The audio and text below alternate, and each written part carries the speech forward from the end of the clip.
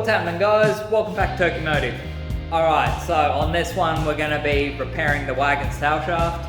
I've got a center bearing sitting over there on an auto tail shaft, which I'm going to attempt to knock that off and slap it onto my manual one because it's fairly new. It's got a couple of little nicks in the rubber, but it was on a rebuilt tail shaft. So it's not perfect, but I should get a fair while out of it. We're gonna get into it, and I'll see you guys again.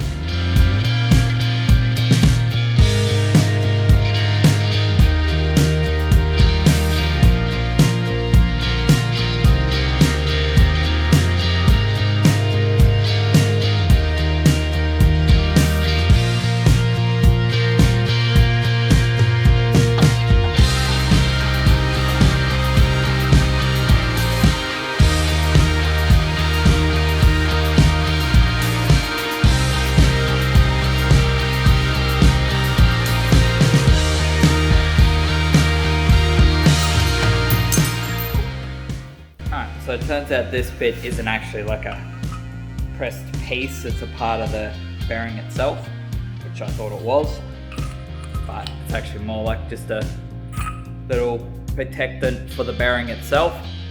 So hopefully, if I can get my circular polos to actually work, I can get that off there, and hopefully that means that'll just want to come straight off, which if that's the case, sweet, I'll just rip the one out of the wagon now, pull it apart, and hopefully it comes out just as easy. Woo!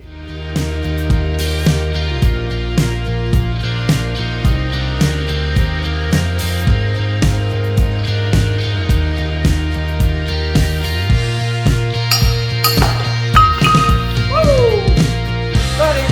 Alright, there we go. I've got to say, I don't think it enjoyed it one bit, but got a new center bushing. I guess it's time to pull the one out of the wagon. See how we're going to get that one off, because obviously I don't want to just take to the shaft with a hammer directly, because that's my good manual tail shaft. I don't want to do that, but I think we can work it out. So, as you can see, hopefully, there's a lot of play in that, and that's where I'm getting my vibration and knocking noise from it. So there's a couple of bolts up here for the bracket that actually keeps it in there. I think they're 17 mils, and we've got to undo the tail shaft itself. I guess it depends on whether you have the factory bolts or not, but from what I've seen from everyone that I've worked on, the bolt itself is usually a 14, and then the nut is a 15, which I think is one of those things that they thought of for if you just have a single toolkit that you carry around in the car, you can actually do the job if you if that's all you've got and you do a uni or something on the side of the road. I'd like to think they thought about it anyway, and it's not just some coincidence. I'm going to have to jack the car up in order to get this last bolt on top. Otherwise it's just not going to happen, which is usually what you're going to end up having to do anyway.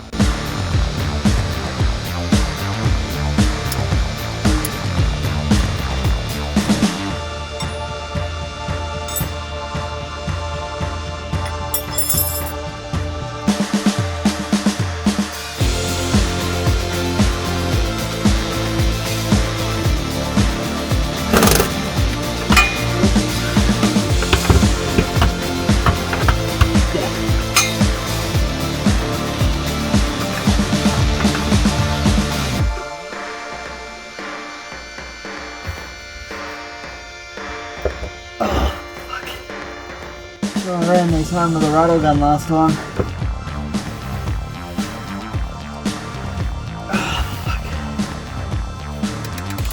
Oh, what torque specs exist? Oh, that is too tight. What was I thinking? Probably, hell yeah, tail shaft's the last piece of the puzzle, let's get going.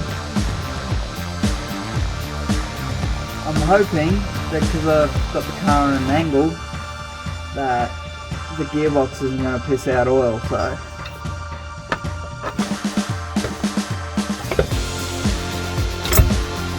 Oh yeah. You're going to have to disconnect here, the whole back half, to be able to get into access, change the center bearing. But I've just got to manage to get a ratchet in there now.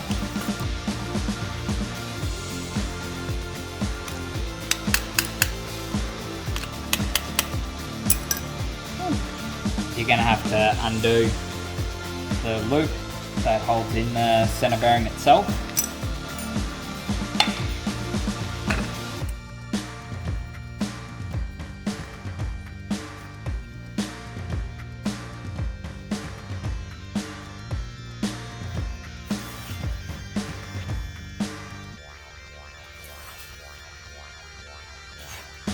Oh, it's not very freaking round anymore. Bought the sedan purely for the 25 depth gearbox conversion, which they used an auto tail shaft to make it up, so they only had about this much engagement on the tail shaft yoke, so that's really not enough, and they were drifting it like that, but that is what it is. It was obviously working for them, but in my application where I'm making over 350, I really don't want to be doing that. So I pulled apart this tail shaft and pieced it back together. I didn't want to attack changing the center bearing because I didn't really realise how to do it. So I just kind of left it, and really it ran fine for about a year until it only just started to flog out now. But because this is an aftermarket unit, they've it comes with Torx bits, which they're T40 size, but for your factory ones, they're just like an Allen key, a little hex head. Try sitting on it and see if that works.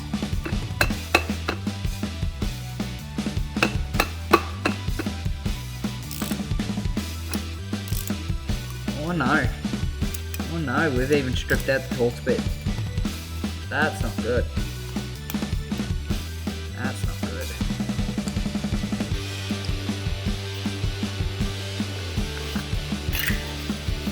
Because you need all the help you can get on doing these.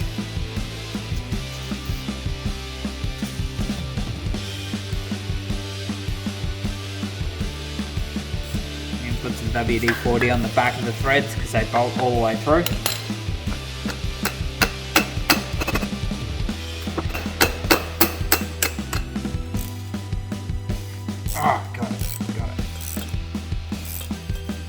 I've just got a screwdriver jammed in the uni joint at the back of the tail shaft, so it's got something to hit against the ground to turn against.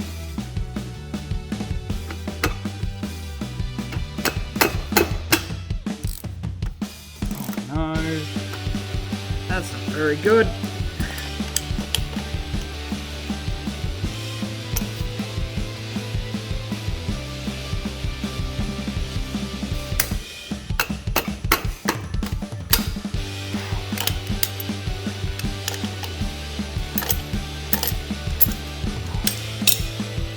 I must anticipate them stripping out because it kind of got grooving on the outer side of the bolt there. So even the Torx bits ones strip out, which oh, it is what it is, but it'd be better if it didn't.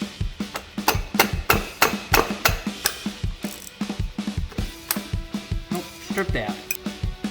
Oh, let's face it, probably did these up way too tight.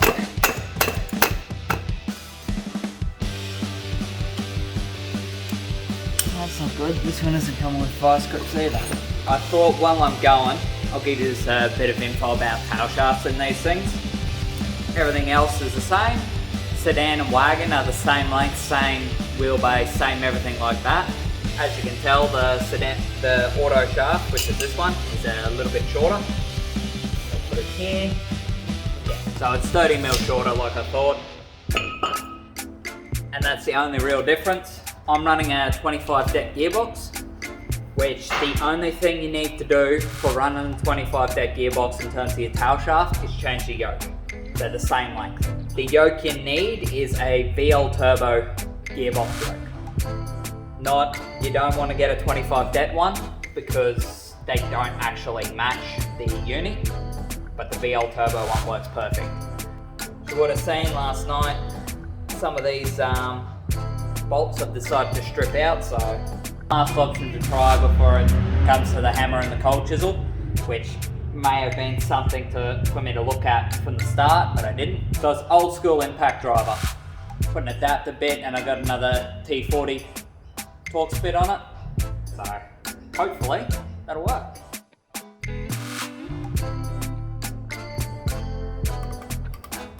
She's fully stripped. Well, I didn't want to have to do this for obvious reasons, but I'm gonna have to. It's just how it's gonna be. Time to crack out the hammer and cold chisel. Start off by hitting into it, give yourself a bit of a groove to bite onto, and then you can actually put a bit of angle on it.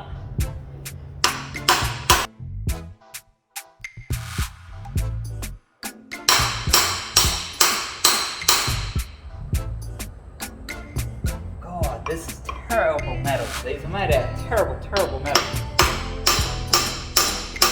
Hey! Look like a turn.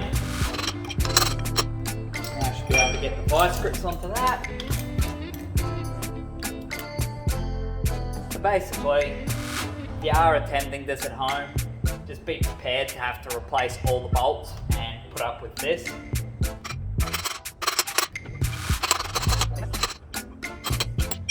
There we go. We have success. When you get into it, you've got a little circlip there.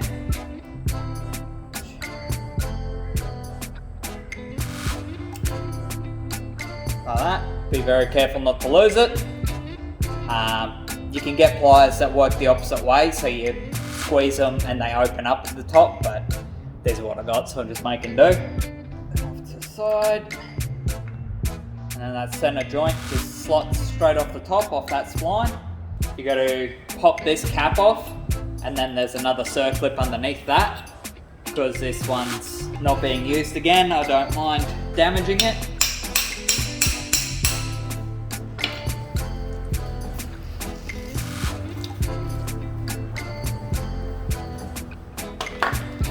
WD-40.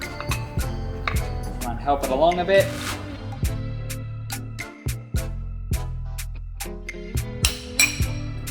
Go. That's that little retainer bit off.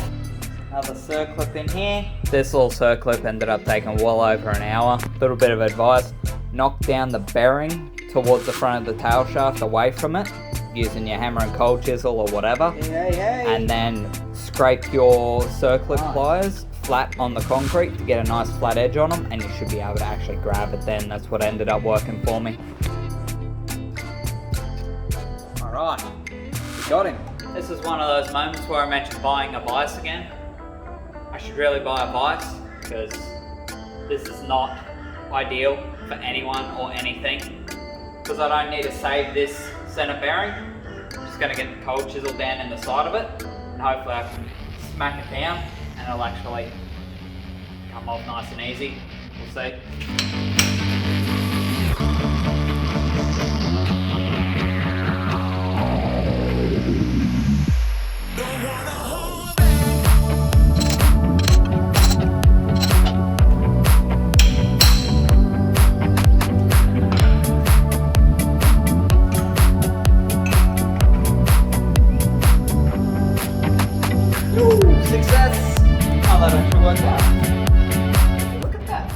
Alright guys, well I'm a little bit dumb. I put the bearing in the freezer, not the tail shaft, so I had to switch that, and it should be pretty well cold enough by now. But while I was waiting, I made up a little tool. Basically I just found a piece of pipe that fits over it and will sit on the inner ring of the bearing, and we can just tap it home with that. Happy days. But I'm going to go in and I'm going to grab the tail shaft out of the freezer.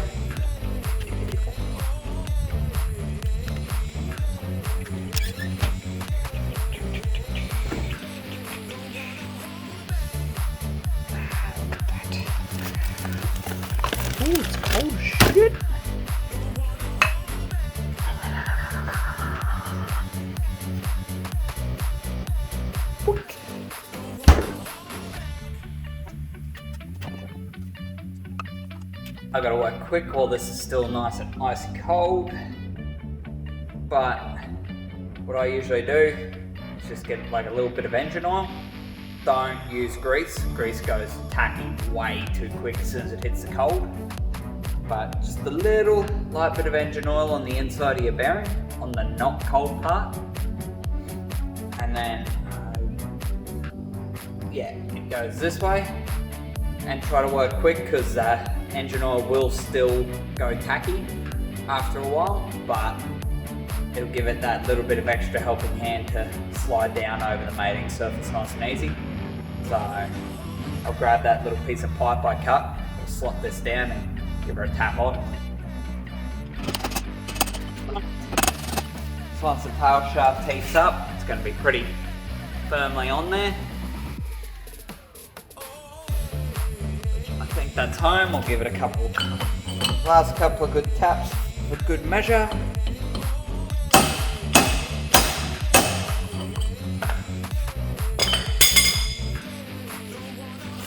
That's it, on nice and easy. You don't have to flog the living shit out of it, so hence why, if you can fit the front half of your tail shaft in the freezer, do that.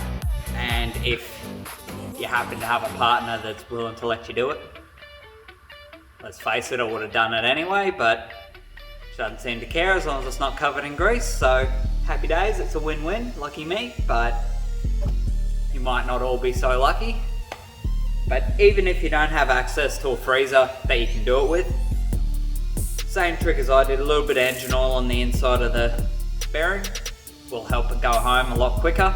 As long as you've got a pipe that actually fits neatly against that inner ring, and you don't want anything that sits on the outer side of the bearing or you're shock loading the bearing. But if you can get it to sit nicely along the middle, you can belt the living crap out of them if you need to. It's not the end of the world if you don't have access to a freezer to put it in, it just helps.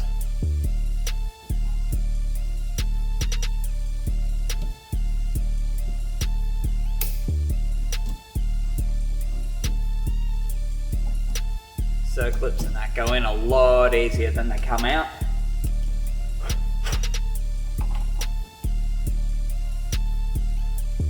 Little piece of pipe should, yep, just fits over that.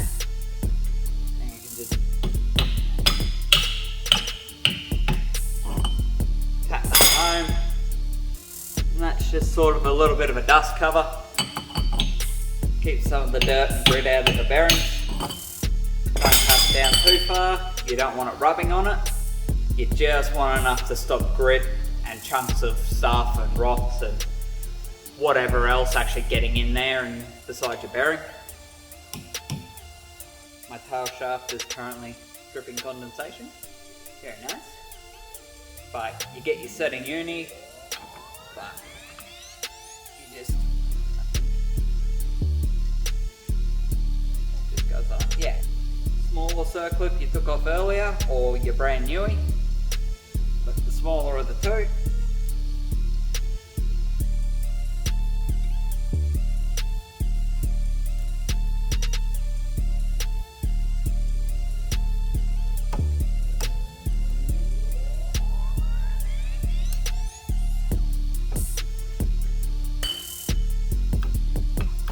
And that just goes down like that.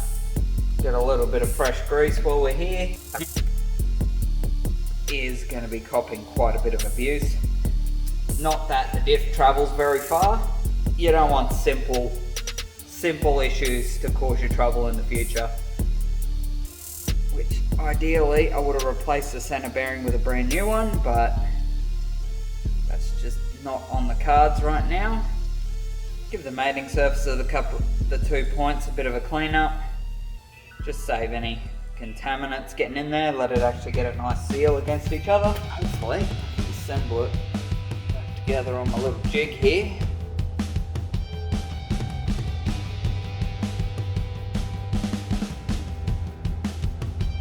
I don't know how many times I can say to you, I really need to buy a vise. I was going to go one piece tail shaft pretty soon, but realistically, this hasn't been too bad. You guys probably won't be able to see it, but very, very slightly, one side of your bracket, the inner diameter is larger, which I'm going to say is to suit how this bearing, the bushing around the bearing is actually tapered. So, you work out which side's your larger side. Now, hopefully that's the right way, and I haven't just given you a bump steer. This can sort of only go on one way. There's a bit of test to see whether I got this right. It's got 2 locating points. Line up to 2 tabs on this, which, judging by what I'm seeing, I believe I've got it right.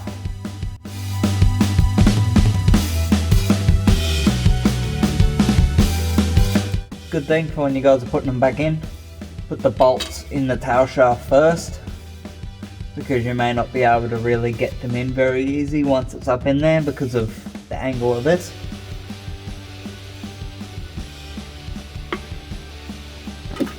Oh fuck, I nearly headbutt the exhaust.